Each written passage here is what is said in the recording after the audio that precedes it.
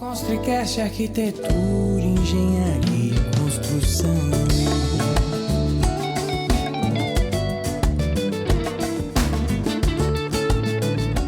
Sejam bem-vindos, está no ar mais um episódio do Construcast.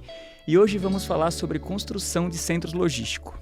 Só que antes eu queria primeiro agradecer ao convidado de hoje. Ele é arquiteto e é uma das pessoas que mais me ajudou nesse meu desafio aí de trazer e de alguma forma levar conhecimento para o mercado de arquitetura, construção e engenharia como um todo. O convidado, ele é titulado Baco Arquitetos Associados. Então, como tem dois, vamos lá, vou apresentar. Marcelo Barbosa, seja bem-vindo mais uma vez, né? Super obrigado. É um prazer estar aqui com vocês de novo. De novo. Né? E sempre que podem chamar, que eu adoro conversar e falar e passar alguma informação das coisas que a gente faz. Bacana, e vamos continuar firme nesse movimento, inclusive já reforçar de novo que você também tem um podcast. Eu queria que você falasse um pouco sobre o seu trabalho de forma resumida e também já aproveita e já emenda a falar um pouquinho dos centros logísticos que você fez aí nos últimos tempos. Legal. Participou. Eu acredito muito no fato que a gente vai amealhando coisas ao longo da vida e essas coisas têm uma ligação. Então, eu tenho um escritório de arquitetura há 30 anos, a Baco Arquitetos, que trabalha basicamente com infraestrutura, trabalha com aeroportos, hospitais, escolas e centros logísticos e indústrias, né? Então, a gente tem esse trabalho fundamentalmente. É uma coisa interessante isso, Paulo, porque eu acho que cada vez mais acredito nisso, que o arquiteto trabalha muito bem. A atribuição principal dele é trabalhar o espaço e trabalhar fluxos, isto é, organizar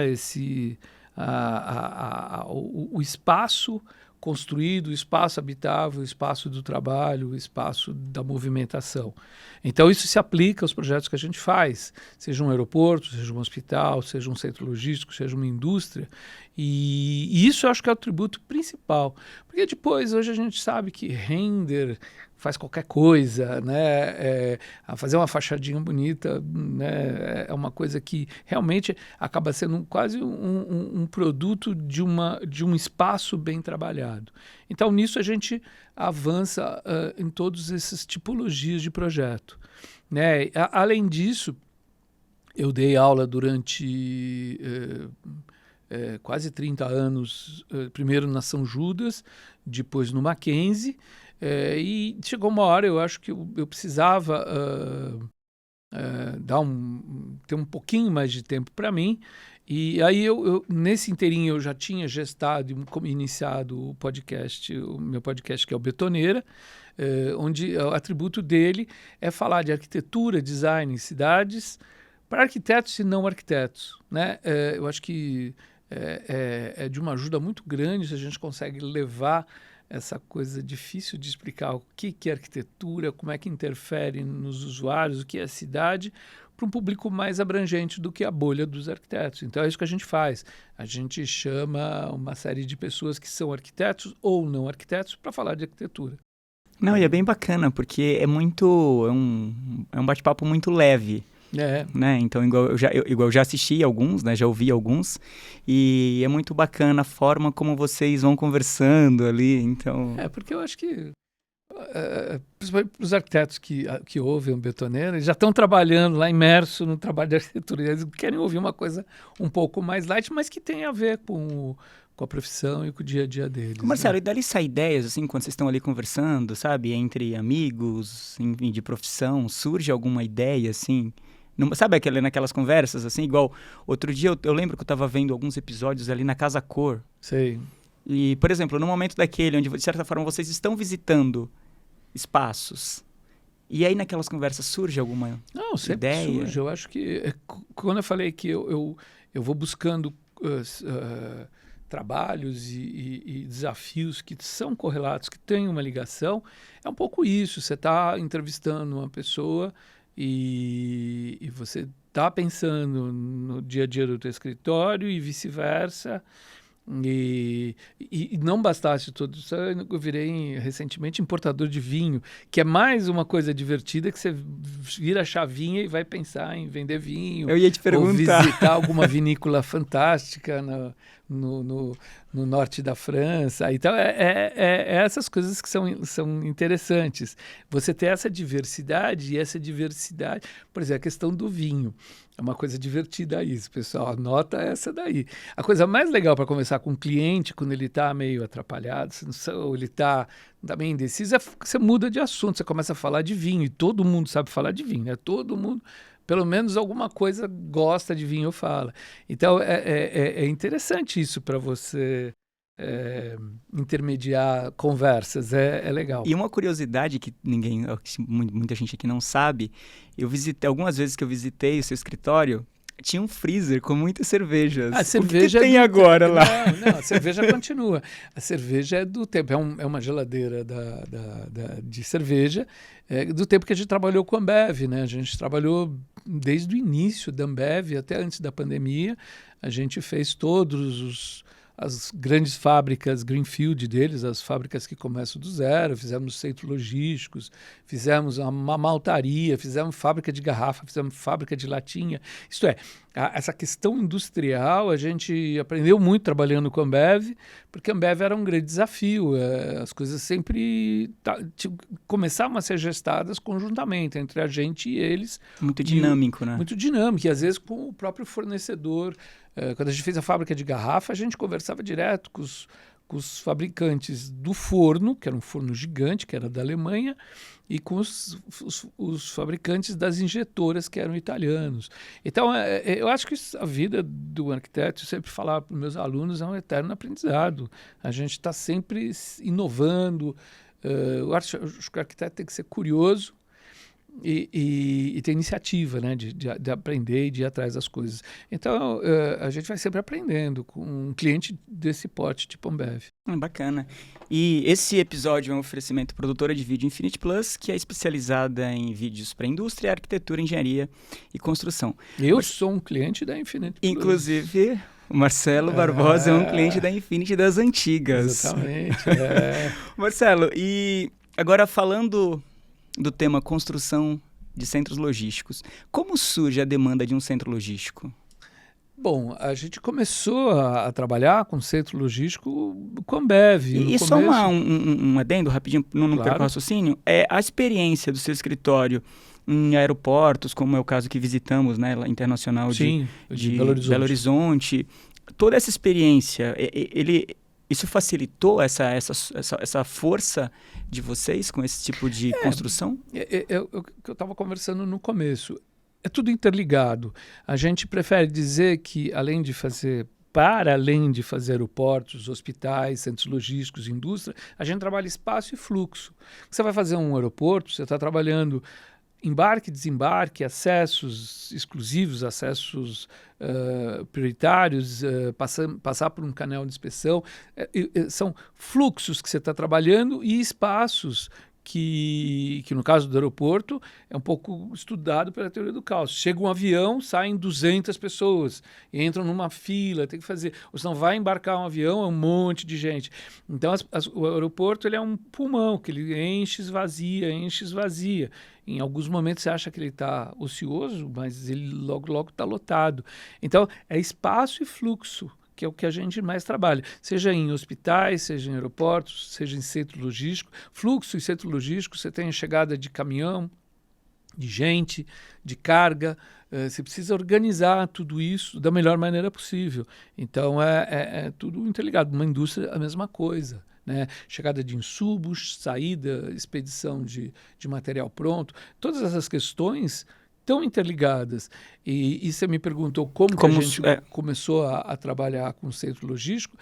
Foi com a Ambev, onde a gente inicialmente foi contratado, eles fizeram uma concorrência para fazer um centro logístico, um centro de distribuição específico para a Ambev, que é diferente um pouquinho dos outros, porque o caminhão entra dentro do galpão, não tem doca, e a gente acabou desenvolvendo para eles um sistema de logística, e a gente acabou fazendo quase todos os centros de distribuição da Ambev no Brasil, e depois fizemos as fábricas, que também trabalham no mesmo sentido. Dentro da fábrica você tem um centro logístico, você tem um galpão que armazena a matéria-prima já trabalhada, no caso cerveja, e faz a expedição dessa matéria-prima. Então, nesse inteirinho, a gente foi aprendendo muitas coisas e aí começamos a trabalhar com galpões logísticos. Isto é, galpão logístico entende-se incorporadoras, que nem tem incorporadora que faz um prédio, incorporadoras que incorporam um centro logístico. Então, geralmente, esses centros logísticos não têm um galpão, tem às vezes 2, 3, 5, 10 galpões. São espaços gigantes, relativamente próximos do centro de consumo.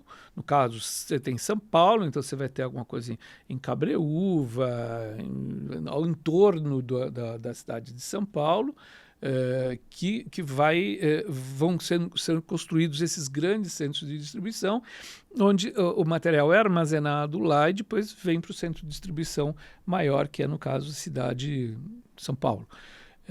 Além disso, atualmente estão se construindo já dentro da cidade de São Paulo, nas marginais ou próximo das marginais, galpões um pouco menores e com uma outra dinâmica de distribuição, que são os last mile. É onde chega o material lá e lá é distribuído rapidamente para a cidade.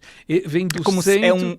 É um ponto de apoio, é isso? É um intermediário entre os grandes centros logísticos, que estão mais distantes de São Paulo, e a cidade de São Paulo. Então vem uma mercadoria, fica lá e depois vem para São Paulo. Entendi. Hoje em dia você liga para um Mercado Livre, você liga de manhã, os caras te entregam no final da tarde. Como é que faz isso? Porque tem esse fluxo de distribuição. É tudo já muito pensado ali toda a logística. O tempo é um fator muito importante no caso da logística, né? Hoje em dia as pessoas compram mais pelas redes sociais e é muito mais fácil do que ir a uma loja, comprar tudo. Então, compra na rede social de manhã e às vezes à tarde já está entregue na sua residência, dependendo da distância, do que está comprando.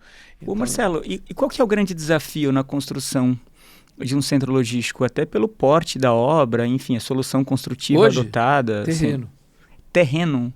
Porque é o terreno que dita quase tudo. Hoje em dia, os terrenos, porque você imagina que são grandes terrenos localizados próximo de São Paulo e não tem tantos terrenos assim à disposição.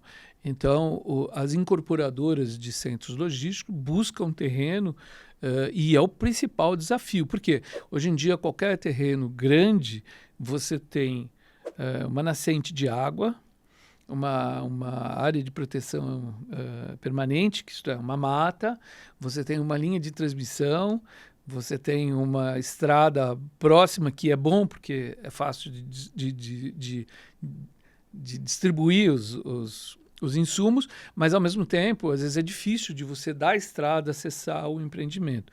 Então, o terreno hoje em dia pode ter pedra, pode ter água, pode ter o que for. E a terraplanagem pode ser um desafio que às vezes inviabiliza um projeto. Então, o terreno, hoje em dia, é o pior desafio que você pode ter num projeto para fazer um centro logístico. Sem dúvida, é o terreno. E nesse sentido, eu tenho uma pergunta aqui do engenheiro Rodrigo Leite. Ele fala o seguinte: quais as principais dificuldades para a construção de novos centros em áreas sem acesso a rodovias? O acesso. O acesso. Acesso. Porque você tem que criar esse acesso. Você tem que criar o acesso, sempre isso é um custo a mais. Às vezes, esse acesso ele passa por depende da cota que você vai fazer, o platô que vai fazer o centro de distribuição, o complexo logístico, até chegar numa rodovia. Então, às vezes, isso fica difícil, você tem que fazer, às vezes, obra de arte. É muito complicado, você precisa entrar com o processo junto hoje em dia é a operadora da estrada, ou seja, a CCR ou qualquer uma outra, porque as estradas são, a maioria delas, privatizadas hoje em dia. Você precisa criar com o processo, você precisa falar com o Departamento de Estradas e Rodagens, você precisa, sei lá, uma série de aprovações e licenciamentos que você precisa ter para criar esse acesso. Quando esse acesso já existe, é muito melhor, né? Marcelo, e como a tecnologia está transformando o modelo, né, de centro logístico? Porque tudo começa na arquitetura. Sim. Né? E como que a tecnologia está moldando o jeito de ser? Inclusive, você tem a própria automação, né, dentro ali da operação. Eu penso que vocês que pensam em tudo isso. Eu prefiro dizer, Paulo, que a arquitetura, ok, ela é extremamente importante, mas acho que a gente não trabalha sozinho, né? Eu acho que qualquer empreendimento grande, ele parte de um pressuposto que tem uma conversa franca entre o cliente, os projetistas de estrutura, de terraplanagem, de piso, porque o piso industrial é um atributo, entre as instalações, entre a arquitetura, tudo isso muito ligado. Porque, assim, falando brevemente, o arquiteto vai trabalhar juntinho, coladinho com o cara que vai fazer terraplanagem, drenagem superficial, muro de arrimos, contenções, fundação. Ele tem que trabalhar junto, porque a cota ideal para colocar os platôs em relação ao terreno, as coisas que vão ter o corte, ter o aterro, o ideal é você fazer um corte, entenda esse corte, a terra que vai ser terraplanada e tirada, e o aterro, que é onde você vai colocar essa terra. O ideal é que o corte e aterro continue dentro do terreno. Isto é, você corta e você coloca, o terreno é assim, ele tem uma montanha. Você vai cortar num lado, você tira daqui, você coloca no outro para tentar um platô reto. Isso é o ideal, porque toda hora que você tem que fazer uma coisa que chama bota fora, isto é, pegar essa terra e levar para algum lugar, isso custa, isso tem que ter um licenciamento ambiental, é uma dor de cabeça. Então, o bom é terminar 0 a 0. Então, essa interface entre a arquitetura no primeiro momento e o cara que faz a terraplanagem, a drenagem, a pavimentação é importante. Depois, a arquitetura e as instalações, o cara vai colocar a subestação aonde? Pensando que é um centro logístico, é um bicho grande, tem que ter uma cabine, tem que ter uma subestação grande. Depois, as águas, onde que vai despejar as águas? Por exemplo, é um terreno grande onde vai ter o galpão, vai ter a cobertura do galpão, que numa chuva gera água, que joga no solo. Você tem a área superficial desse terreno que gera água e essa água, é claro, uma parte é coletada para ser reaproveitada em rega de jardim, em banheiro, mas um tempo tem que ir embora, uma parte tem que ir embora. Então, todas essas questões, a instalação, o cara que trabalha com as instalações elétricas, hidráulica, ar-condicionado. Ar-condicionado, sim, tem galpões logísticos que têm ar-condicionado. A gente fez recentemente, durante a pandemia... Mas toda a área? A gente fez um galpão logístico para a Renner, quem incorporou foi a Libercom, junto com a Creative e a Quineia, que são os fundos. Eles incorporaram um galpão de 180 mil metros quadrados. É o maior galpão da América Latina. Uma nave só, um galpão só. É gigante. E por que ele tinha que ter ar-condicionado? Porque ele é todinho automatizado. Manja, você lembra do filme Monstros S.A., que tinha aquelas portinhas que ficavam andando? É mais ou menos aquilo. É todinho automatizado. São dentro do galpão, que é um galpão alto, tem 15 metros de altura, tem três níveis de pavimentos de estrutura metálica com uma série de esteiras, robozinhos, caixinhas robô que vão andando, que fazem toda a automação de pegar uma peça de roupa e levar até chegar à expedição. Tudo isso é automatizado. Só que esses robozinhos geram uma carga térmica, esquenta. E tem gente trabalhando junto, porque quando para a pessoa precisa ir lá e fazer aquele negócio funcionar. Tem uma série de coisas. Então, tudo isso precisa ter ar-condicionado para baixar a temperatura e ficar numa temperatura compatível com um trabalho humano e também baixar a temperatura para todas essas parafernálias eletrônicas funcionarem. Até para pensando na vida útil do equipamento. É né? um projeto interessante, porque você imagina um galpão desse tamanho com ar-condicionado. Então foi uma dificuldade muito grande. Tem várias máquinas gigantes que insuflam o ar frio.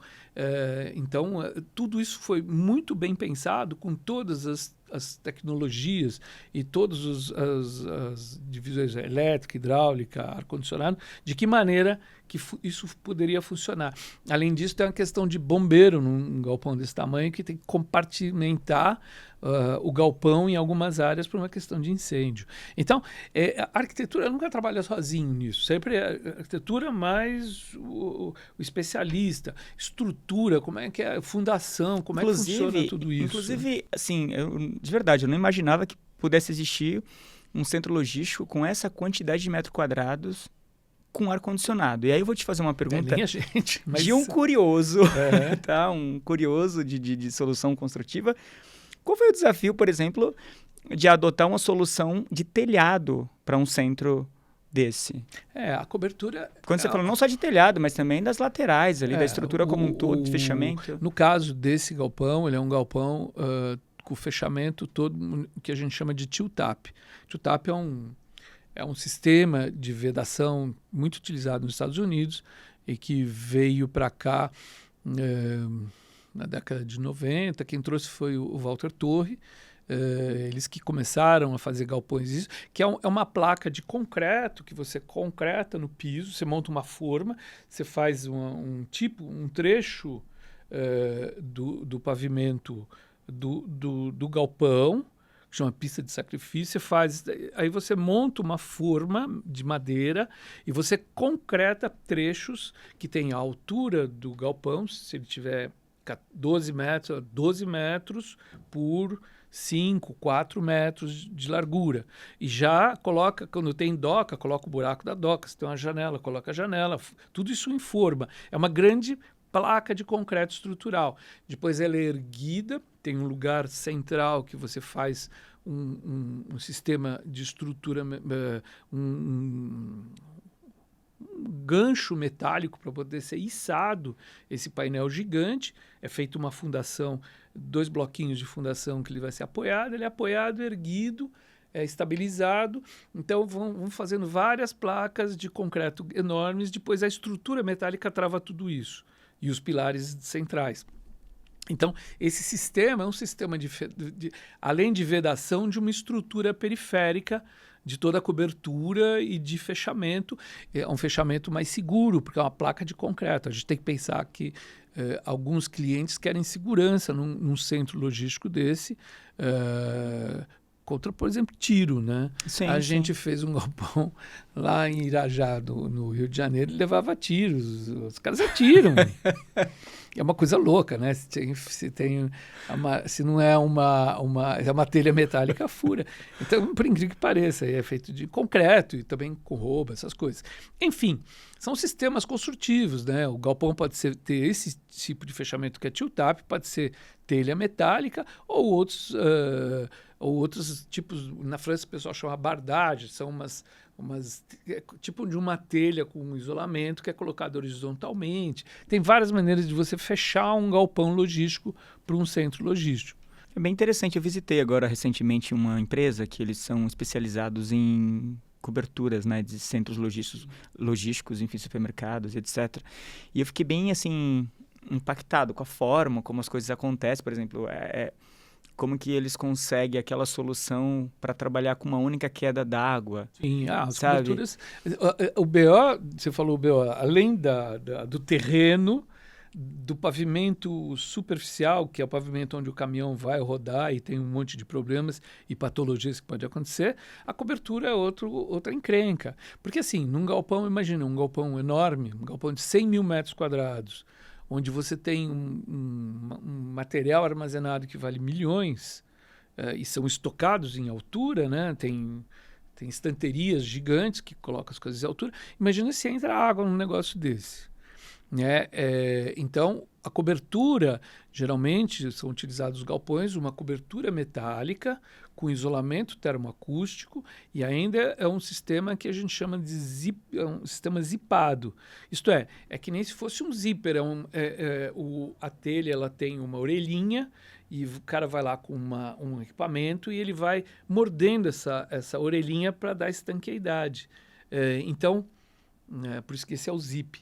Então, as coberturas dos galpões de um centro logístico são uma coisa ultra sofisticada. As calhas têm que ser super dimensionadas para não encherem cada vez mais com o problema climático.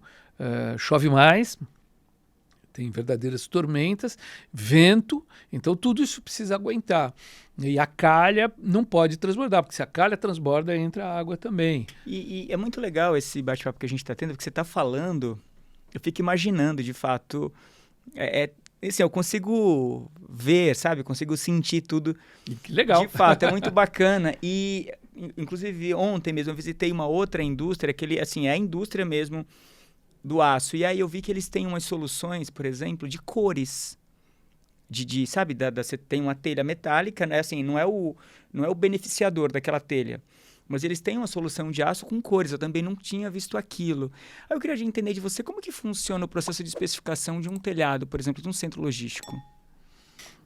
Até pensando, né, nessa forma. Você falou forma... cor, a telha tem cor? Sim, tem cor, sim. As telhas têm várias cores. Inclusive, eu visitei agora um supermercado agora no litoral. E o telhado todo preto, aquela coisa mais linda, assim, assim, fugiu daquele tradicional, sabe, assim. Sim, a telha, como um perfil metálico, ela não é utilizada só como cobertura. Ela também usa, por exemplo, num galpão logístico, como uma vedação lateral. Ela é fechada num centro logístico tradicional, é feito uma parede de alvenaria até 1,60 m, 2 metros, depende de quanto que é acordado com o cliente, ou vem placas pré-moldadas de concreto e são colocadas como fechamento até essa altura, e o restante é uma estrutura metálica com telhas metálicas parafusadas. E aí entra a cor, vários tipos de cores. Em relação à cobertura, você falou do preto é lindo, mas não é... hoje em dia, os galpões almejam ter uma certificação. O que é uma certificação? É algo que o cliente final, isto é, o cara que vai alugar o galpão, ele cobra, ele exige, porque isso é toda uma cadeia internacional de sustentabilidade, onde você tem um galpão certificado, vai te dar uma série de atributos e uma série de vantagens. Então, a gente, para fazer um galpão certificado, que é o LEED, seja LEED Gold, Silver, tem as várias classificações de LEED, você tem que ter isso, a arquitetura está intrinsecamente ligada a isso, você tem que ter uma série de especificações no seu projeto que a certificadora vai avaliar tudo isso e vai dar a certificação. Uma delas é o telhado. O telhado tem que ser muito claro, tem nem da branco, porque é uma questão de reflectividade. Sim, eu ia falar sobre isso, né? Como que funciona sol. Essas camadas ali, já que a gente está falando, porque o sol bate preto, no, ele esquenta no branco, muito ele volta, mais. Para não esquentar. Exemplo disso é quando o carro é preto. Você pode ver que parece que ele esquenta mais que o carro... Mas esquenta mesmo, né? Então, quando esquenta mais, exige mais do que está lá embaixo. Seja de um sistema de refrigeração, ou de ventilação, ou do próprio, o próprio material que está lá. Um centro de distribuição já ele tem um frescor, porque ele é todo fechado, ele é mais escuro, ele já tem uma temperatura ambiente, mas dependendo da telha, esquenta. E aí, próximo do telhado, é insuportável o calor se a telha não for branca. Então, tem uma série de coisas, mas você pode usar, que eu chamo de a quinta fachada sempre, que é o telhado. Você pode ter alguma coisa com couro, alguma coisa pintada, para fazer uma propaganda do galpão para quem está passando em cima, seja um drone, seja um avião, um helicóptero. Existe galpões próximos de um aeroporto, por exemplo. Essa quinta fachada é um lugar de você fazer propaganda, por exemplo. Olha que legal, isso é uma dica ConstruiCast. Eu não tinha pensado nisso. Sim. Sim. Interessante. Marcelo, como o seu tempo hoje está apertado, Sim. eu vou fazer um convite para você. Agora em outubro, nos dias 1, 2 e 3 de outubro, acontece em São Paulo a maior feira de construção industrializada da América Latina, que é a Modern Construction Show, que vai acontecer aqui no novo distrito AMB. Legal. E eu já queria te convidar para fazer um bate-papo. A gente vai estar com um estúdio lá durante a feira e tal. Eu já queria te convidar para ir lá para a gente continuar esse bate-papo, para a gente falar de solução construtiva. Vai ser um prazer. Porque, cara, você tem muito conteúdo. Eu fico sempre muito encantado em falar com você. Infelizmente, o seu tempo está curto. É o dia a dia do nosso trabalho. Mas assim, eu tenho várias outras perguntas, mas eu estou deixando aqui, inclusive, porque como essa feira a gente vai estar falando de soluções construtivas industrializadas, e a gente vive hoje muito aquela coisa do um defendendo o concreto, o outro defendendo a metálica, a madeira, e lá a gente vai poder falar de tudo, inclusive. Vou dar um spoiler. Essa questão é muito interessante isso, porque a gente, nos 30 anos de existência da Baco, a gente sempre procurou pesquisar muito a questão estrutural. Com que estrutura você constrói a obra que lhe é solicitada, né? Isso depende muito de localização, de você ter um material mais próximo da obra, de condições, vento, atributos do que é o material que você está usando, guardando ou trabalhando ali no lugar. Então, a gente já fez, por exemplo, você falou o aeroporto de Belo Horizonte, em Confins, o aeroporto internacional de Belo Horizonte, ele tinha que ser construído de uma maneira muito rápida, era em Minas Gerais, onde a estrutura metálica é um atributo importante e presente. Então, a gente fez toda a estrutura do aeroporto em aço, né? Tudo. O pilar é um pilar trefilado, isto é, uma chapa que é viradinha, que é feita um trabalho de hélice, ela é soldada, formando um pilar redondo. As lajes são steel deck, que são concretadas depois, é tudo estrutura metálica. A vedação, toda a estrutura é estrutura metálica. Porque exigia isso. A gente fez um estudo, até a gente desenvolveu esse estudo com o escritório do Triptych, eu chamei, a gente às vezes troca figurinhas, vamos fazer um projeto aqui, vamos fazer um projeto. Então, eles queriam muito fazer uma experiência de fazer um projeto de aeroporto, eu chamei eles para fazer junto, que a gente tinha sido solicitado para fazer um projeto, era um estudo ainda, em Fernando de Noronha, que é uma ilha. Lá, fazer em aço é ágil, porque ali precisa chegar o material num porto, subir e construir, mas metálica não seria o ideal num lugar tão próximo do mar, sofrendo maresia, né? Então, a gente fez a proposta de fazer em madeira. E foi super legal. Foi uma coisa muito legal. Infelizmente não deu certo, a gente fez o estudo, mas o cliente, por vários motivos, acabou não fazendo o nosso projeto. Mas foi uma experiência, primeiro, trabalhar em conjunto com os parceiros do Triptych, que é muito legal, e depois utilizar a madeira, que geralmente a estrutura de madeira laminada colada é feita em residências ou outras edificações, e não num aeroporto. E foi muito legal desenvolver isso conjuntamente com eles. Só uma coisa, já que você, para não perder não perder isso que eu queria oportunidade, falar na feira. Eu queria só, quando eu, inclusive, visitei o projeto de Belo Horizonte com você, do Aeroporto Internacional de Confins, uma coisa que me marcou muito naquele aeroporto, assim, primeiro que é o porte, o tamanho é muito grande, e aquele forro acústico. Sim. Aquela solução acústica. Como que surge uma solução daquela, Marcelo? Você falou muito da união, de trabalhar, né, com os especialistas e tudo mais, mas tudo bem, você ali é o pai do projeto como arquiteto. Sim. Né? E aí, aquela solução de acústica, né, que ela faz parte da estética do aeroporto, é você que especifica? Como que funciona aquilo? Só uma curiosidade. Nesse caso, a gente foi brindado com um cliente, no caso, o Aeroporto Internacional de Belo Horizonte, era uma parceria, tinha o operador, que é a BHA, era uma associação entre aeroportos de Zurique e a CCR, onde eles montaram uma empresa que operava o aeroporto. E os clientes eram muito abertos à discussão e a gente conseguiu conversar com eles possibilidades. Então, a gente queria, desde o início, que o usuário do aeroporto saísse do finger. Finger é aquela ponte de embarque, você sai de um lugar que é o avião, que já é um lugar claustrofóbico, você é tenso, né? Você está fazendo a viagem de avião, você chegou, tem gente que bate palma, chegou em terra, tá Cheguei, vivo, alívio. né? Aí sai pela ponte de embarque e a gente queria que o usuário tivesse uma experiência, chegasse em terra num lugar que os padrões de aeroportos para a gente é muito legal, é interessante, é espetacular. Então a gente queria um pé direito alto, onde ele tivesse esse deslumbramento, e queria materiais que ele se sentisse acolhido lá, né? Apesar de ser alto, a gente criou esse forro todo em madeira, a madeira é um material que, além de ser extremamente acústico, ali a gente tinha 2 problemas. A gente queria que as instalações ficassem subliminarmente aparecendo, por frestas você via as instalações, mas tivesse uma proteção acústica. E a madeira era uma madeira a gente desenhou, e quem desenvolveu esse forro foi a Hunter Douglas, fez um trabalho excepcional lá no lugar. São nuvens de forro enormes, tinha acho que 6 por 4, eram feitas no piso e depois erguidas, içadas e presas no teto.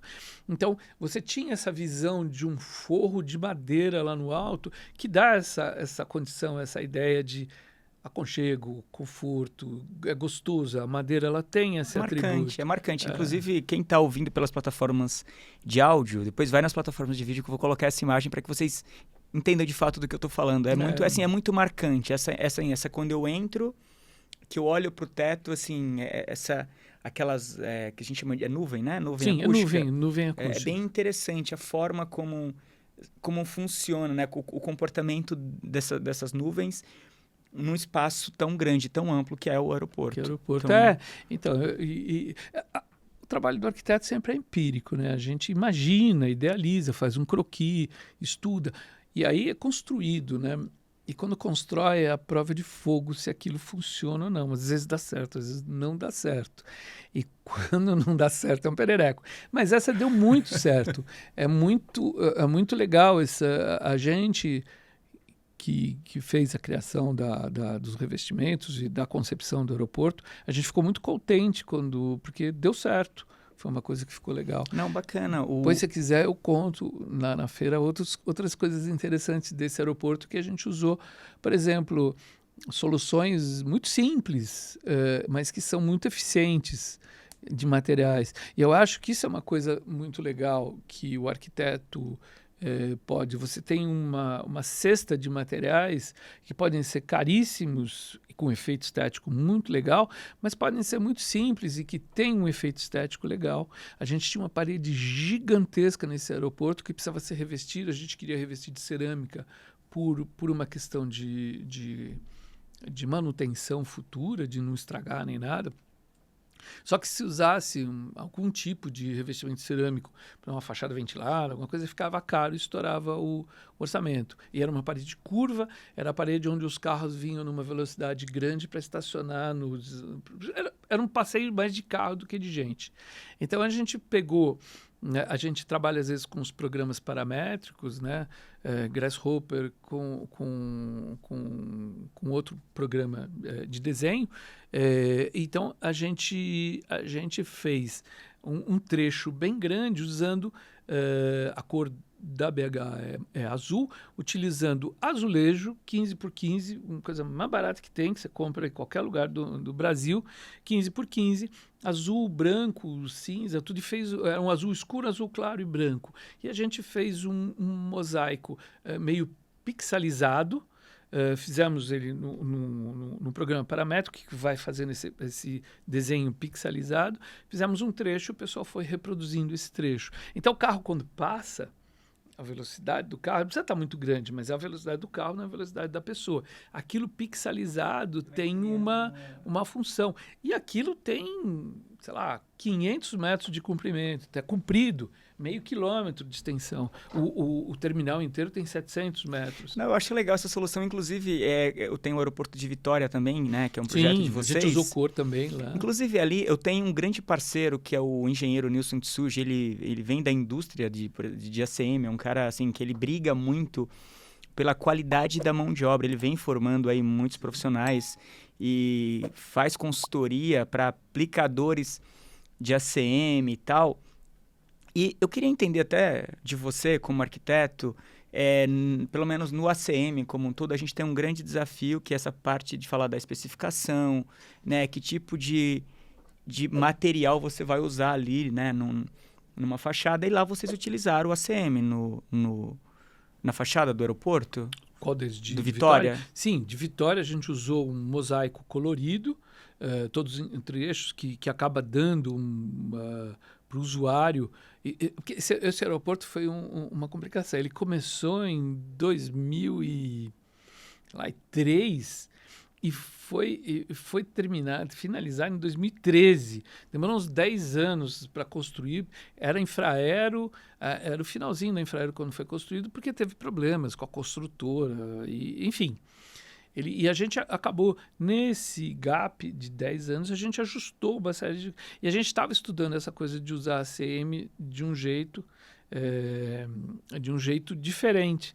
Então a gente fez um mosaico colorido e foi legal. Fica legal, ficou marcante. Você visita, parece que é novo, né? Tá sempre bonito, né?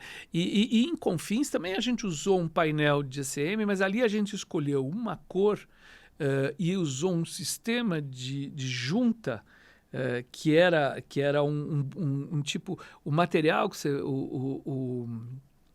a resina que você coloca na junta dele, a gente usou uma que tinha a mesma cor do tipo do ACM. Então, lá a gente queria diferente. A gente queria um pano que parecia que não tivesse as divisões do ACM. Fosse um pano total. E fizemos isso, foi bem legal.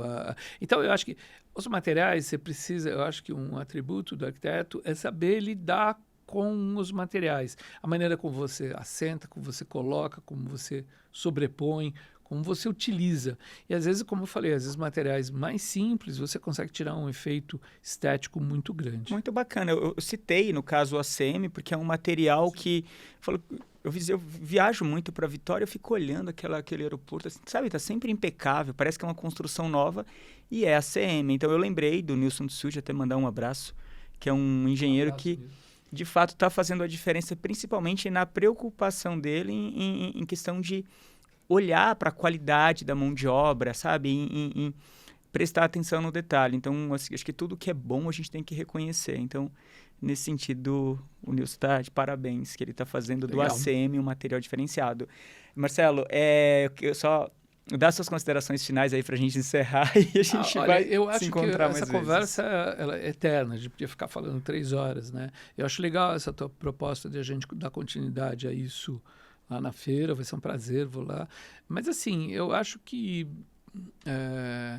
uma consideração final, a gente procura diversificar, eu acho que é importante isso, fazer projetos não sempre a mesma coisa, a gente vai diversificando dentro dessa linha de trabalhar com espaço e fluxo.